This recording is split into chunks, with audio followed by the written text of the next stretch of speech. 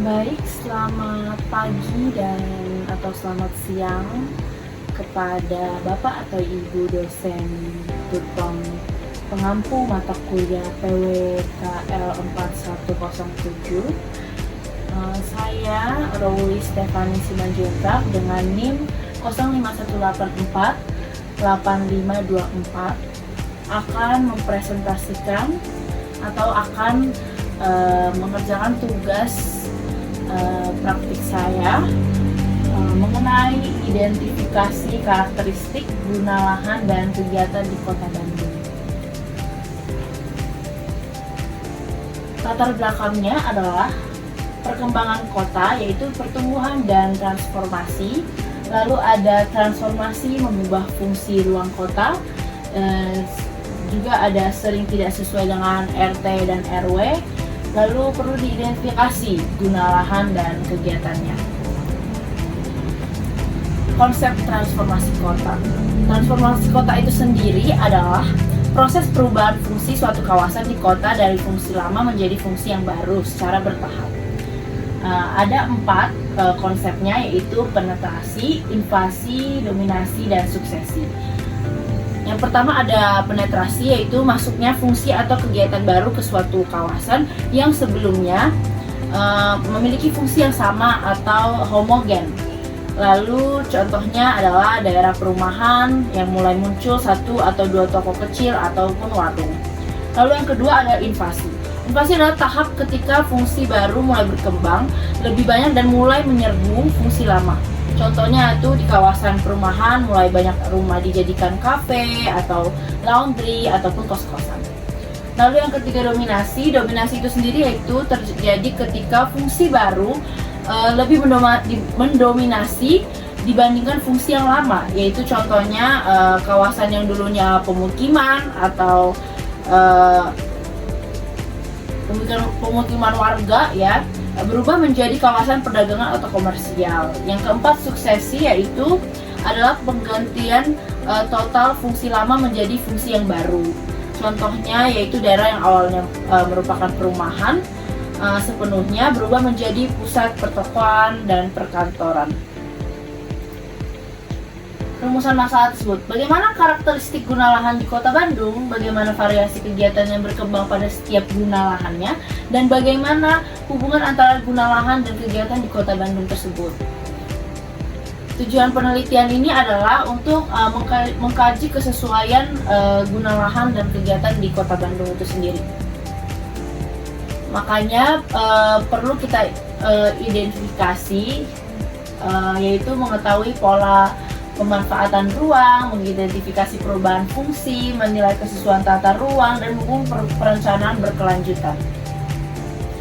Sasaran penelitian saya sendiri yaitu yang pertama identifikasi karakteristik guna lahan yang dilakukan untuk melihat pola persebaran kawasan seperti pemukiman, perdagangan, industri, ruang terbuka, dan kawasan campuran. Dapat diketahui bahwa dengan ini pemanfaatan ruang kota ini berkembang sesuai dengan kebutuhan masyarakat.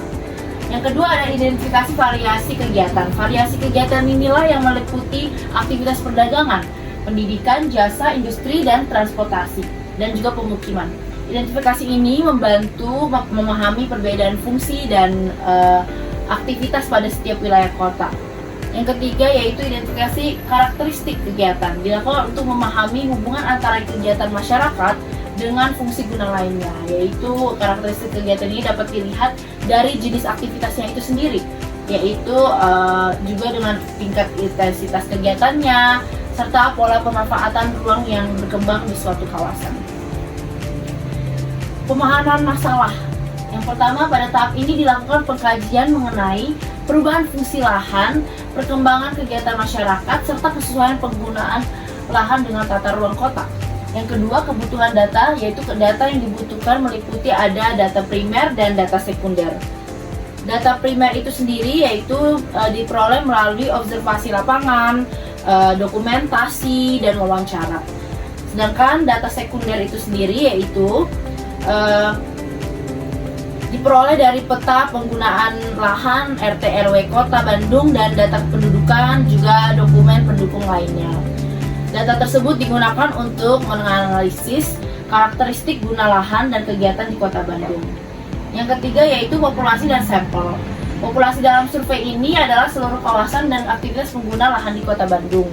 Sampel dipilih berdasarkan wilayah yang memiliki berbagai jenis guna lahan seperti pemukiman, perdagangan, industri, dan ruang terbuka hijau. Penentuan sampel ini dilakukan agar data yang diperoleh dapat mewakili kondisi sebenarnya.